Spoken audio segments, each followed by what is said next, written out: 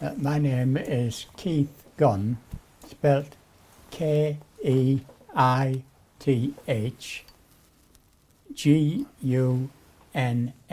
Keith Gunn. What is your birthday? The 21st of February, 1934, 34. Where were you born? in Middlesbrough, England. Middlesbrough? Middlesbrough, yes. Middle.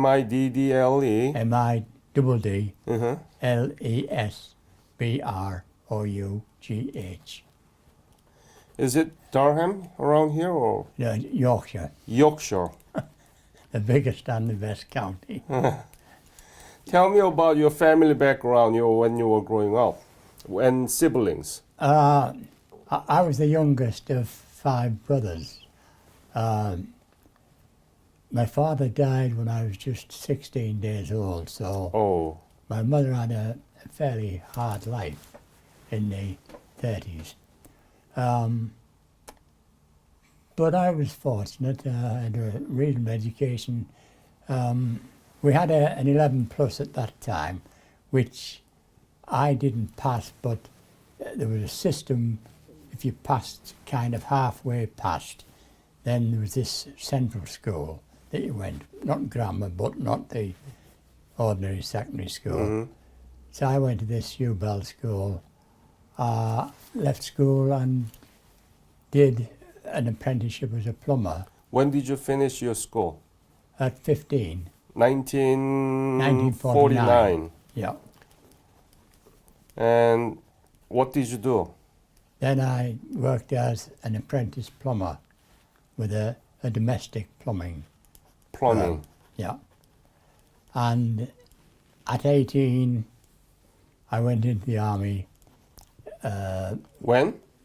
When I was in 1952. 52. Were you conscripted?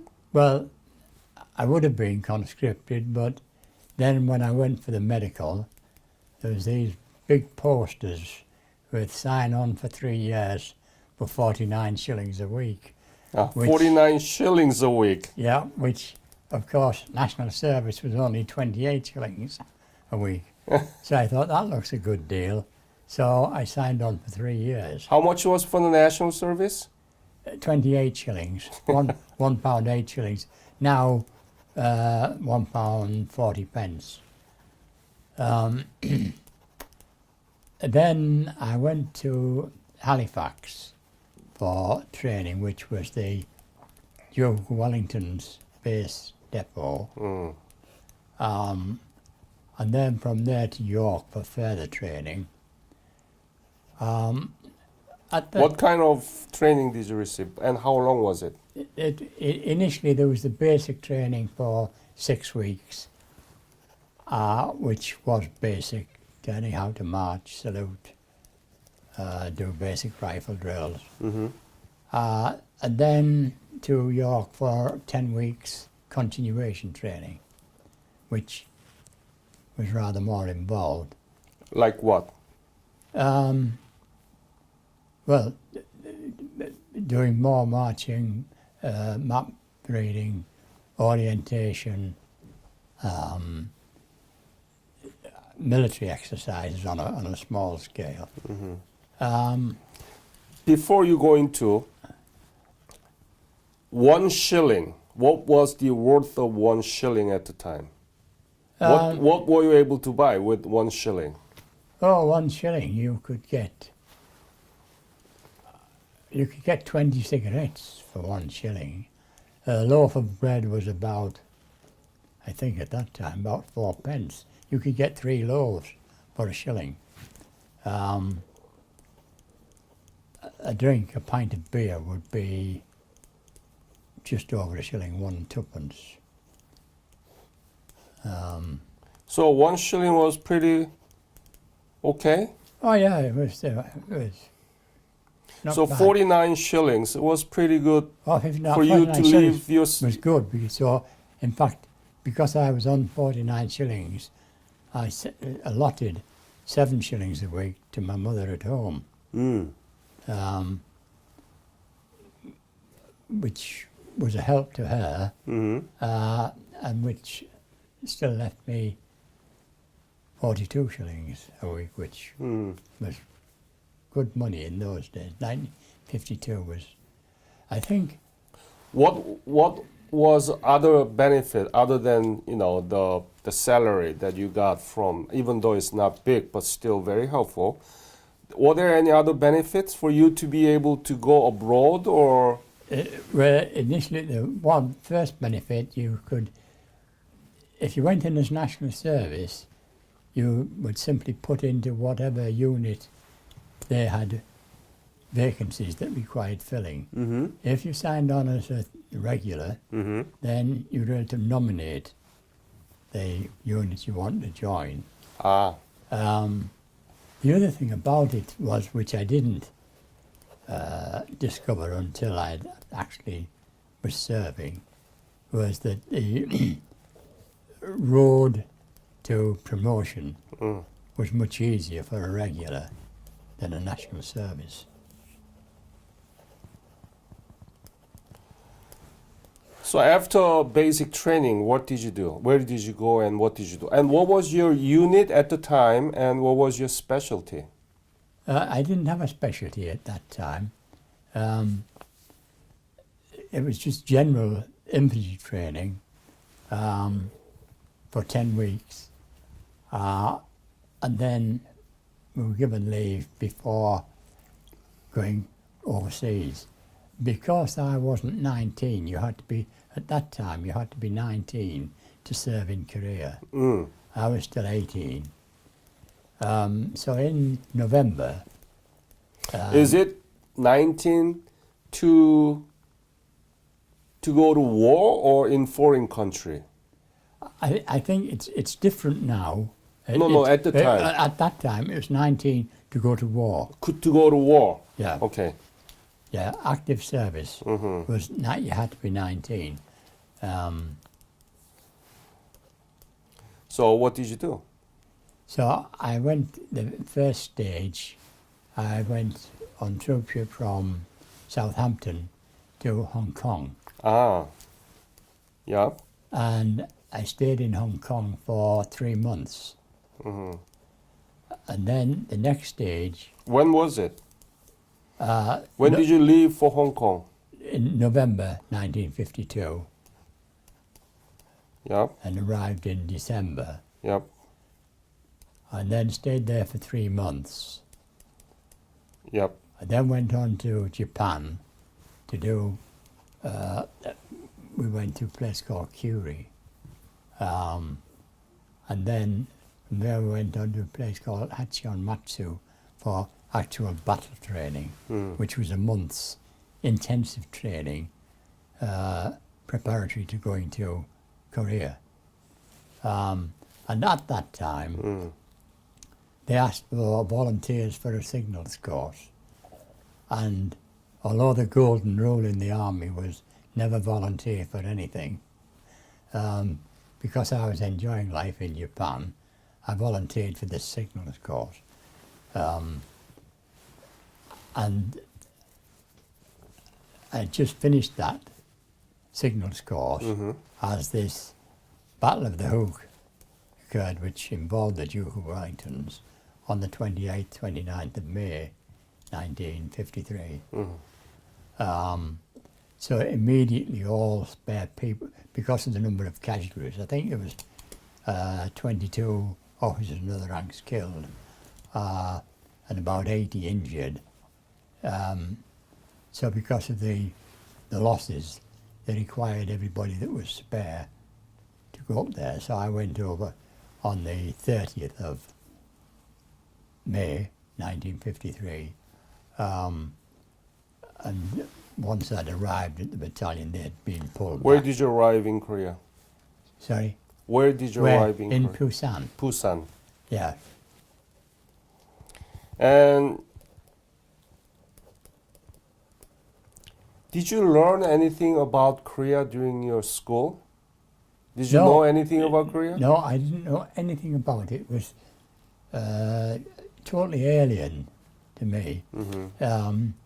I haven't been back to Korea, but of course one sees it on the television from time to time. And And when you see the difference now and the progress that's been made, how did you know? What do you know about the progress that Korea has made? only with the television and things you What see. do you know? And of course, when you look at in fact, I've now got a Korean car, a Kia, which was more by chance than design. But again, and with televisions, cars, they're on a par, I think, with Japan for technology. And so when you look back, you always look back at war and you say, was it worth it? Was it worth it? You know. Yeah? So if you look at... What do you think? If you look at Korea now, even with the present situation with North Korea, which Yes. is on a very dodgy basis, even then you've got to say, with the progress being made in Korea and South Korea, you've got to say, yes, it was worth it. So, and of course, I think, well, there's one theory with this battle at the Duke of Wellington were in, the Battle of the Hook, on the 28th, 29th of May, both sides really put everything into it, but nothing was gained.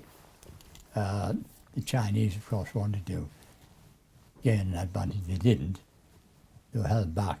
And one theory is because both sides realised we weren't getting anywhere, it was time to sign the truce in July. Whether that's so or not, I don't know. But it is one theory. So the country you never knew before, you didn't even know where it was located. Oh, no. And now you landed in Busan. Busan, Just pretend that you are landed just now. yeah. Do you still remember what was the image? What was the feeling that you saw Korea? And what did you think about Korea? Be honest.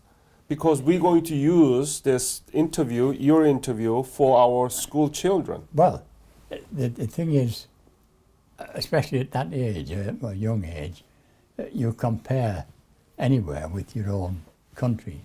And of course, arriving in Korea and seeing the state of the roads, the housing, everything really, it was very poor to us. Without being offensive, I'd say it looked shoddy compared with England. When you look at the television pictures now,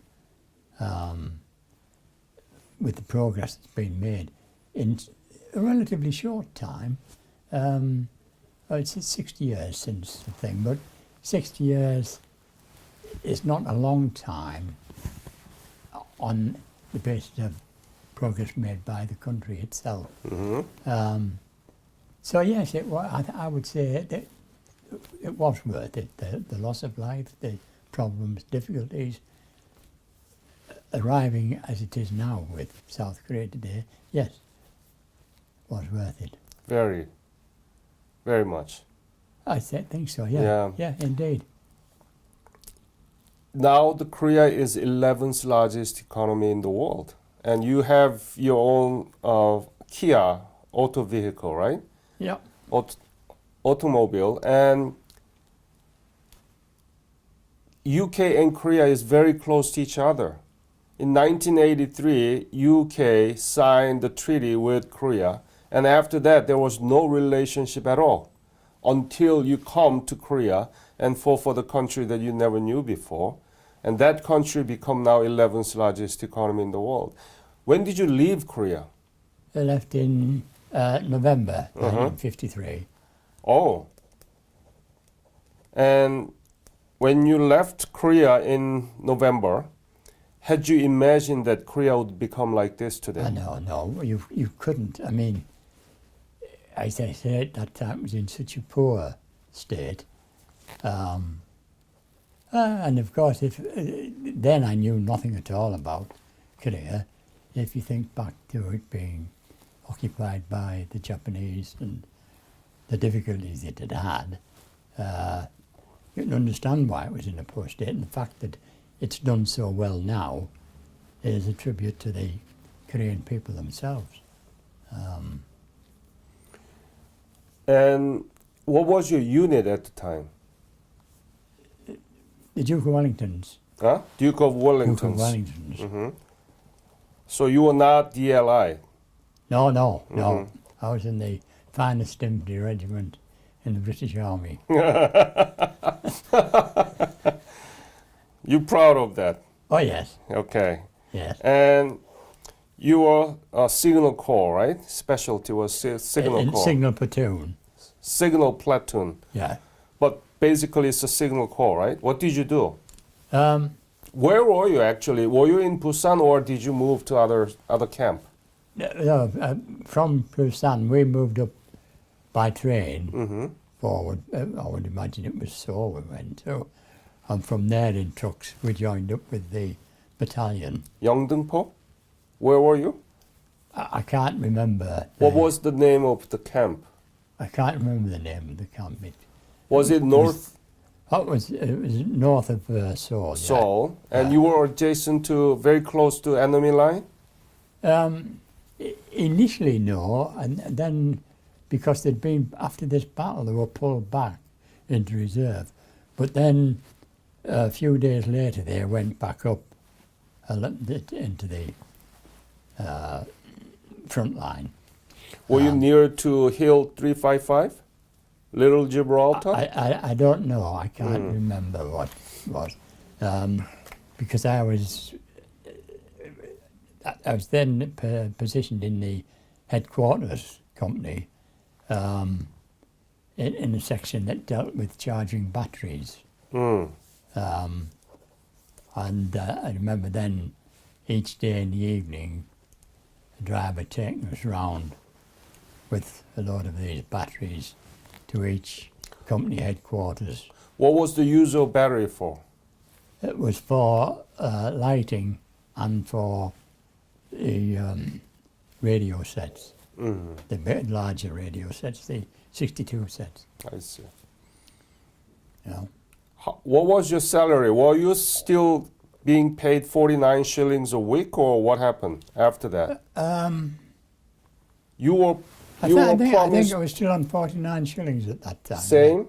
Yeah. No combat pay, no foreign service pay or anything else? No, we didn't. English didn't get extra money. So what did you do with that money?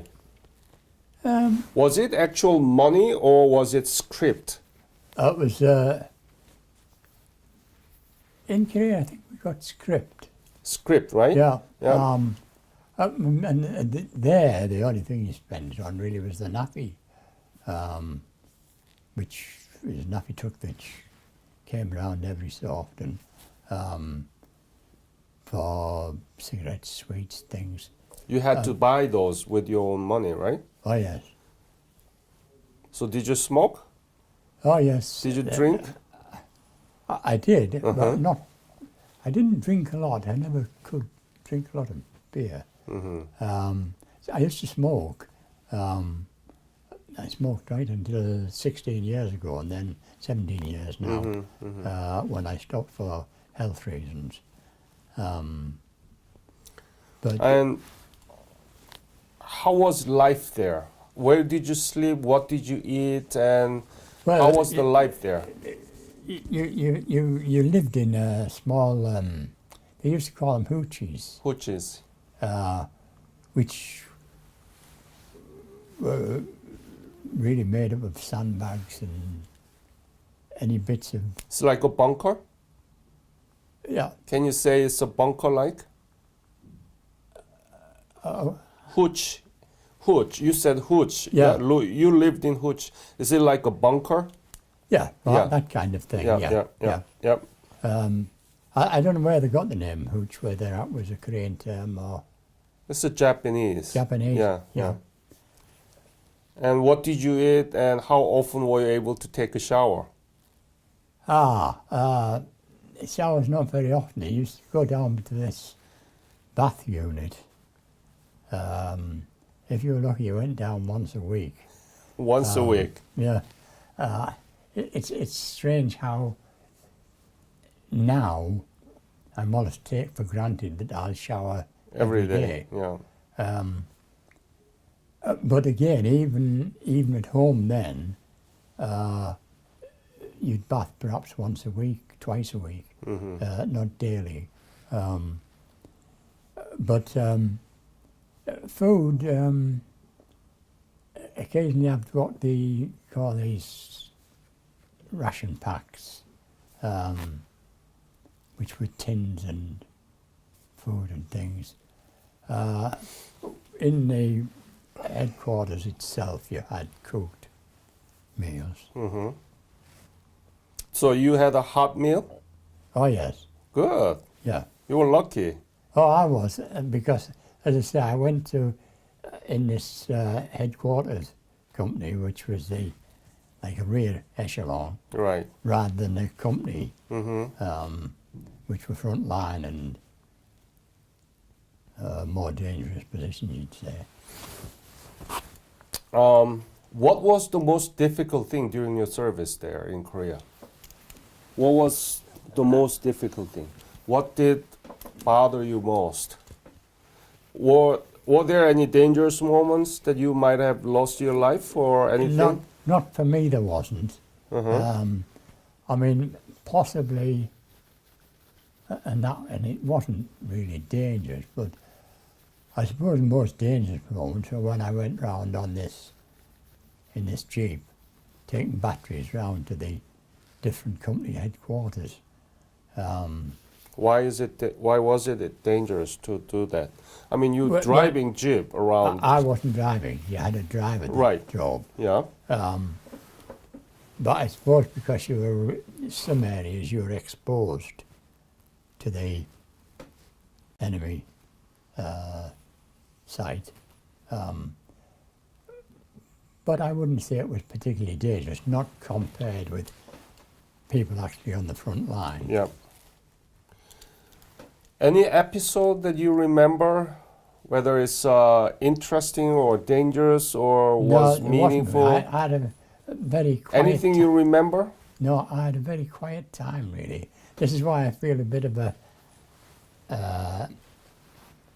fraud coming here. No, not at all. You Because- were there as a British Korean War veteran. Oh, yeah. You did your service. You did your duty. I was just fortunate that I went at the right time. Yes.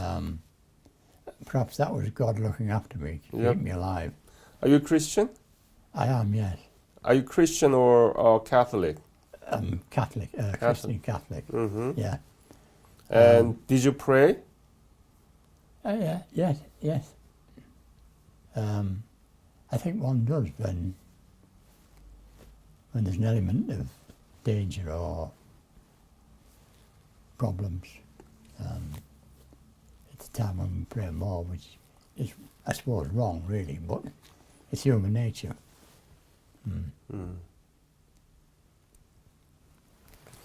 So, what did you do after you left Korea? What, did you continue to serve in the Yeah, Duke of Wellington's or Yeah, we went to Gibraltar, Gibraltar? and my 3 years was up there. But I was enjoying life so much, I signed on to do another 9 years, and was very happy. Moved up in rank to sergeant, which was a comfortable rank to be. You had more comfortable accommodation, better food and everything. But then, unfortunately, I got married, and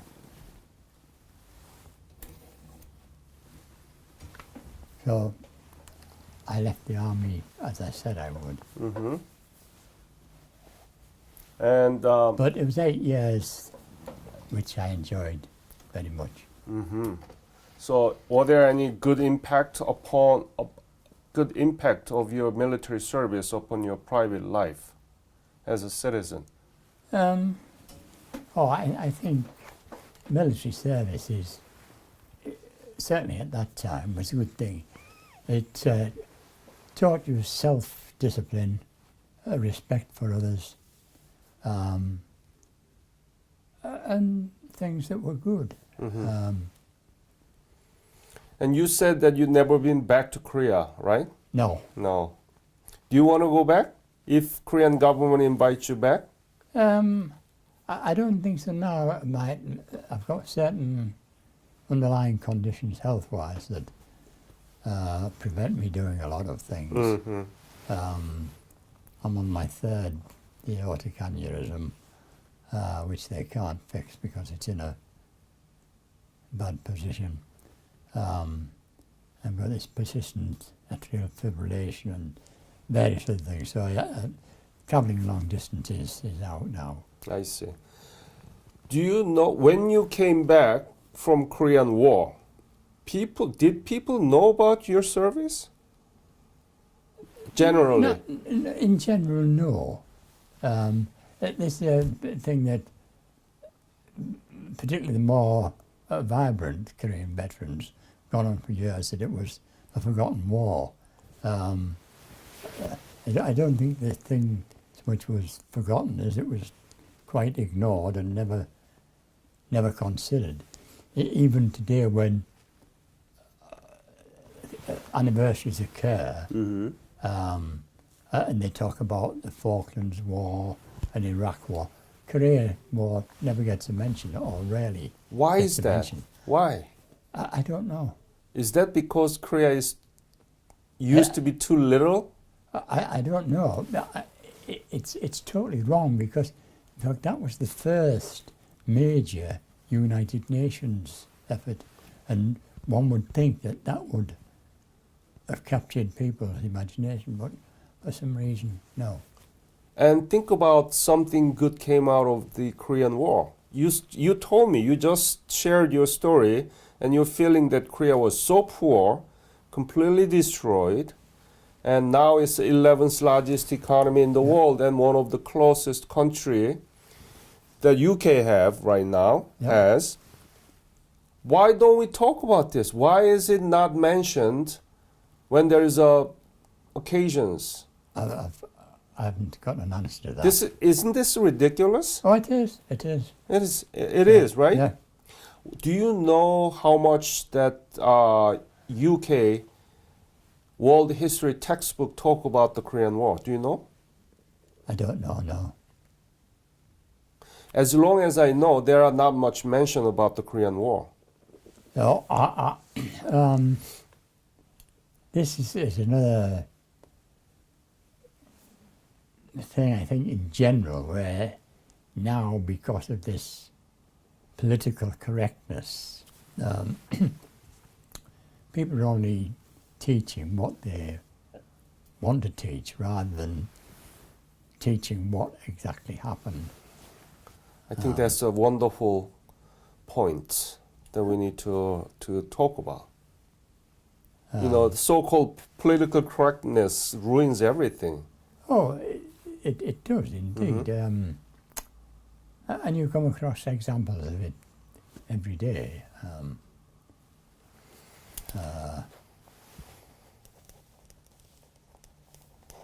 Yeah. I mean, think about the wars that UK has involved after World War II. Falkland, what else? Iraq, Afghanistan, and Syria, What else? Libya. Libya. This is one of the problems with UK, particularly in the last 20 years, the way they've interfered in the Middle East. Yeah. And the foolishness, I mean, Blair did it with lies. Cameron even went across to Libya and glorified it.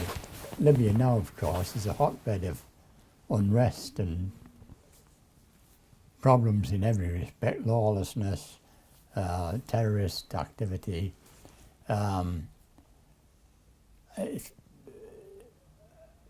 It's just ridiculous. It's just so silly that you can't understand politicians, because at the time when they got involved in Libya, I worked in Libya for 4 years, and